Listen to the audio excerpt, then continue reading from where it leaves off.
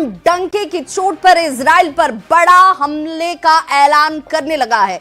दावा यह किया जा रहा है कि ओमान में हुई अमेरिका और ईरान की मीटिंग फेल हो चुकी है, जिसके बाद से ईरान के तेवर बेहद सख्त हो गए हैं। इधर इजरायली प्रधानमंत्री नेतन्याहू 11 फरवरी को वॉशिंगटन जा रहे हैं। नेतन्याहू को खुफिया जानकारी मिली है कि ईरान बहुत बड़ा मिसाइल हमला इजराइल पर करने जा रहा है।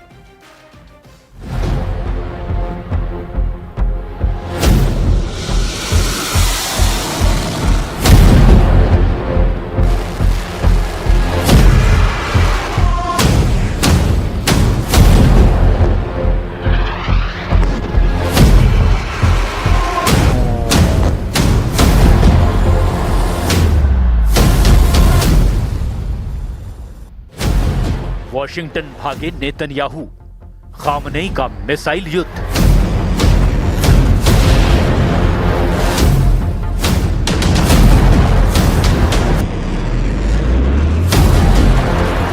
लगता है ईरान के मिसाइल युद्ध ने नेतन्याहू के होश उड़ा कर रख दिए हैं। खबर है 11 फरवरी को नेतन्याहू वॉशिंगटन में ट्रंप के साथ इमरजेंसी मीटिंग करने जा रहे हैं।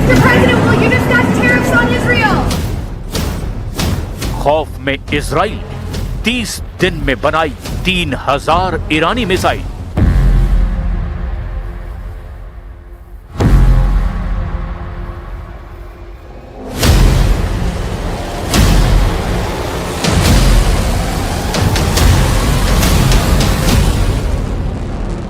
क्या ईरान 30 दिन में 3000 मिसाइलें बनाने लगा है? एक रिपोर्ट ने अमेरिका और इजराइल की नींद हराम कर दी है।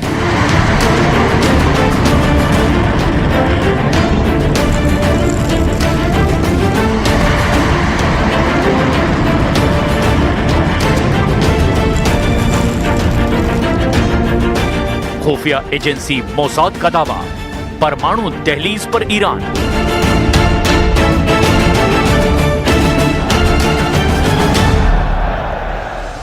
हैरानी की बात तो यह है कि इजराइल की खुफिया एजेंसी मोसाद ने दावा किया है कि ईरान परमाणु बम बनाने के बेहद करीब है और इसे तुरंत रोकना बेहद जरूरी है।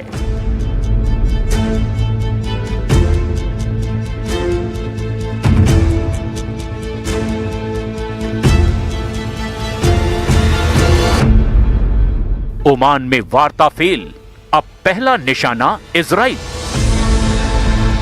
दावा किया जा रहा है कि ओमान की राजधानी मस्कट में ईरान अमेरिका की वार्ता फेल हो गई है। राहबर्द हमेशगी शहीद सुलेमानी। दावा तो यहां तक किया जा रहा है कि ईरान का पहला टारगेट इजराइल होने वाला है।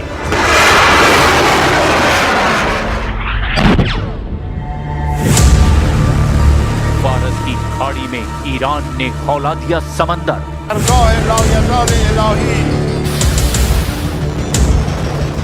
फारस की खाड़ी में ईरानी नौसेना की तैयारियों ने अमेरिकी सेना को हैरान करना शुरू कर दिया है। खबर है कि 1000 आत्मघाती ईरानी स्पीड बोट हमले के लिए तैयार हैं। गरीबों की क्रूज मिसाइल से इजराइल पर 100% हमला। ये लगभग तय हो चुका है कि ईरान इजराइल पर 100% हमला करने वाला है। खबर तो यहां तक है कि ईरान का मशहूर ड्रोन शाहिद 136, जिसे गरीबों की क्रूज मिसाइल कहा जाता है, वो हमले के लिए पूरी तरह से तैयार है।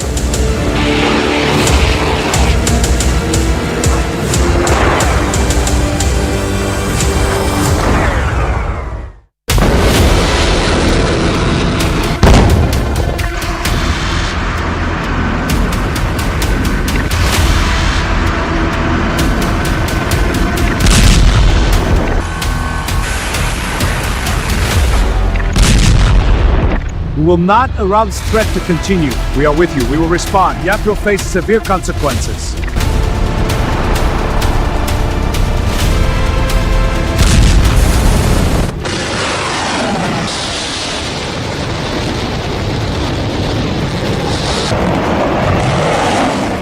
इजराइल को ईरान के परमाणु हथियारों से ज्यादा उसकी मिसाइलों का खौफ है, जो इजराइल के वजूद के लिए बड़ा खतरा बन चुकी है। इसीलिए कहा जा रहा है कि वॉशिंगटन में 11 फरवरी 2026 को ट्रंप और नेतन्याहू की बड़ी मीटिंग ईरान पर हमले को लेकर होने जा रही है।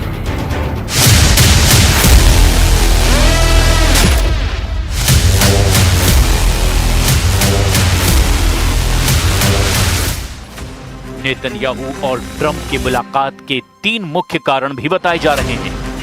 पहला, ओमान वार्ता पर असंतोष। 6 फरवरी 2026 को ओमान में अमेरिका और ईरान के बीच इनडायरेक्ट बातचीत हुई। ट्रंप इसे बहुत अच्छी बता रहे हैं, लेकिन नेतन्याहू को डर है कि अमेरिका कोई ऐसा समझौता ना कर ले जिससे ईरान को फिर से मजबूत होने का मौका मिले। वो ट्रंप को ये समझाने जा रहे हैं कि समझौते में ईरान की मिसाइलों पर पूर्ण प्रतिबंध शामिल होना चाहिए। दूसरी वजह, दूसरे दौर के हमले की योजना। जून 2025 में हुए 12 दिन के युद्ध के बाद इजराइल अब दूसरे दौर के हमलों की तैयारी कर रहा है। नेतन्याहू ट्रंप के सामने 4 सैन्य विकल्प रख सकते हैं। पहला है, ईरान पर केवल इजराइल सीधा हमला करे, अमेरिका बाहर से सपोर्ट करे। दूसरा है, सीमित अमेरिकी मदद के साथ इजरायली हमला। तीसरा है, अमेरिका और इजराइल का संयुक्त ऑपरेशन, या यूं कहें कि ज्वाइंट अटैक। और चौथा है, ईरान के भीतर लक्ष्यों पर सीधा अमेरिकी हमला। इसके साथ ही नेतन्याहू चाहते हैं कि ट्रंप ईरान के तेल व्यापार और धन के स्रोतों को पूरी तरह से नष्ट कर दे, जिससे ईरान अपने प्रॉक्सी समूहों जैसे हिजबुल्लाह, हमास और हूथी को पैसा ना भेज सके। इजराइल का मानना है कि कूटनीति केवल ईरान को समय दे रही है। इजरायली खुफिया इनपुट का दावा है कि ईरान परमाणु दहलीज के इतने करीब है कि अगर अभी हमला नहीं किया गया तो भविष्य में उसे रोकना असंभव होगा। इधर ईरान ने स्पष्ट कर दिया है कि यदि अमेरिका हमला करता है तो वो इजराइल को अपना पहला निशाना बनाएगा। این که به ما گفته میشد در طول سالها هنوز هم میشه که شما حق ندارید غنیسازی بکنید. غنیسازی صفر. چرا؟ چون ما نگرانید، ما آمادیم نگرانی ها رو رفع میکنیم. سوال هست جواب میدیم. اعتماد وجود نداره، اعتماد ایجاد میکنیم. इजराइल पर हमले को तैयार ईरान की गरीब क्रूज मिसाइल। ईरान का ड्रोन बेड़ा आज दुनिया के सबसे घातक और कॉस्ट इफेक्टिव यानी कि किफायती सैन्य हथियारों में से एक माना जाता है। ईरान ने अपने ड्रोन बेड़े को न केवल आधुनिक बनाया, बल्कि हाल ही में 1000 नए रणनीतिक ड्रोन अपनी सेना में शामिल किए हैं। जनवरी और फरवरी 2026 के खुफिया रिपोर्ट के मुताबिक यूएसएस अब्राहम लिंकन अक्सर अपना रडार और ट्रैकिंग सिस्टम यानी EIS बंद कर देता है। इसे मिलिट्री भाषा में गोइंग डार्क यानी डार्क जोन कहते हैं, ताकि उसकी लोकेशन पता ना चल सके। लेकिन ईरान भी जंग का जबरदस्त बाजीगर निकला है। इजरायली और अमेरिकी खुफिया रिपोर्ट्स के मुताबिक ईरान की मिसाइलें बेहद खौफनाक हैं। जरा इन आंकड़ों और आकलन को देखिए। ईरान की तरफ से हमला होगा, इसे लेकर इजराइल के पास क्या क्या खुफिया इनपुट हैं, जरा वो भी जान लीजिए। इजरायली खुफिया एजेंसियों मोसाद और IDF खुफिया एजेंसी ने ट्रंप को सौंपने के लिए एक विस्तृत स्लाइड डेक और डोजियर तैयार किया है, जिसे लेकर कई दावे किए गए हैं। इजराइल का दावा है कि ईरान उन परमाणु ठिकानों जैसे फोर्डो और नतांज को फिर से सक्रिय कर रहा है, जिन्हें जून 2025 में बमबारी से नष्ट कर दिया गया था। वे अब और ज्यादा उन्नत सेंट्रीफ्यूज का इस्तेमाल कर रहे हैं। खुफिया इनपुट के मुताबिक ईरान हर महीने 3000 बैलिस्टिक मिसाइलें बनाने की क्षमता विकसित कर रहा है। इजराइल इसे अपने अस्तित्व के लिए सबसे बड़ा खतरा मान रहा है। अभी करीब 300 मिसाइलें हर 30 दिन में बन रही है, जो आने वाले दिनों में 30 दिन में 3000 मिसाइल बनाने तक पहुंचने वाली है। इजराइल के पास सबूत है कि ईरान सीरिया और लेबनान के रास्ते हिजबुल्लाह को फिर से लंबी दूरी की मिसाइलों से लैस कर रहा है। इजरायली खुफिया रिपोर्ट्स में यह भी जिक्र है कि ईरान अभी भी अमेरिका और इजरायली नेताओं, जिनमें ट्रंप भी शामिल हैं, इन्हीं को निशाना बनाने की साजिश रच रहा है, जिसका मकसद जून 2025 की हार का बदला लेना है। इजराइल का मानना है कि कूटनीति केवल ईरान को समय दे रही है। उनके खुफिया इनपुट कहते हैं कि ईरान परमाणु दहलीज के बिल्कुल करीब पहुंच चुका है। ईरान के पास अलग अलग मिशन के लिए अलग अलग श्रेणियों के ड्रोन हैं, जो इजराइल के लिए किसी काल से कम नहीं हैं।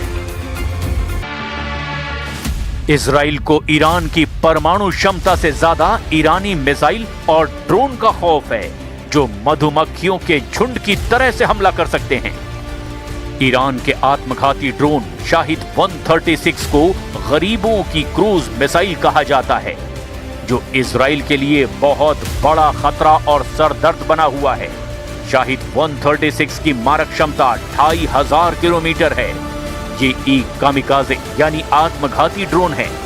ये लक्ष्य से टकराकर खुद को उड़ा देता है। इसकी बनावट रडार को चकमा देने में मदद करती है। शाहिद 238 का नया जेट वर्जन ये शाहिद 136 का उन्नत संस्करण है, जिसमें जेट इंजन लगा हुआ है। ये साधारण ड्रोन के मुकाबले 3 गुना तेज उड़ता है। इसकी रफ्तार 500 से 600 किलोमीटर प्रति घंटे तक पहुंच जाती है। शाहिद 238 ये शाहिद 136 का उन्नत संस्करण है, जिसमें जेट इंजन लगा है। इसकी तेज रफ्तार के कारण इजरायली एयर डिफेंस को प्रतिक्रिया देने का समय बहुत कम मिलता है।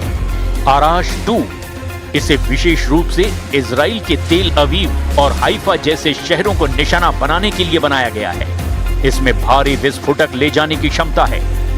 शाहिद 129 ये अमेरिका के प्रेडेटर ड्रोन जैसा है। ये न केवल हमला कर सकता है, बल्कि 24 घंटे तक हवा में रहकर जासूसी भी कर सकता है।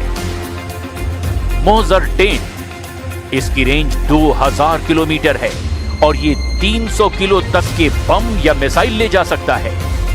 ईरान एक साथ 200 से 300 सस्ते शाहिद ड्रोन लॉन्च करेगा, जबकि इजराइल को इन्हें गिराने के लिए अपनी महंगी मिसाइलें खर्च करनी पड़ेंगी। जब इजराइल के डिफेंस सिस्टम ड्रोन को गिराने में व्यस्त होंगे, तब ईरान अपनी मुख्य बैलिस्टिक और हाइपरसोनिक मिसाइलें दागेगा, ताकि वे सुरक्षा घेरे को तोड़कर सीधे टारगेट पर गिरें। एक शाहिद ड्रोन की कीमत लगभग 20,000 से 30,000 डॉलर होती है, जबकि उसे गिराने वाली इजराइल मिसाइल की कीमत लाखों डॉलर में होती है। ईरान इस तरह इजराइल को आर्थिक रूप से भी थकाना चाहता है। कुल मिलाकर ईरान ने 2 ही रास्ते छोड़े हैं, या तो ईरान पर हमला करो, बदले में पलटवार झेलो, या फिर ईरान से बातचीत करो और इलाके को युद्ध की भट्टी बनने से रोक लो।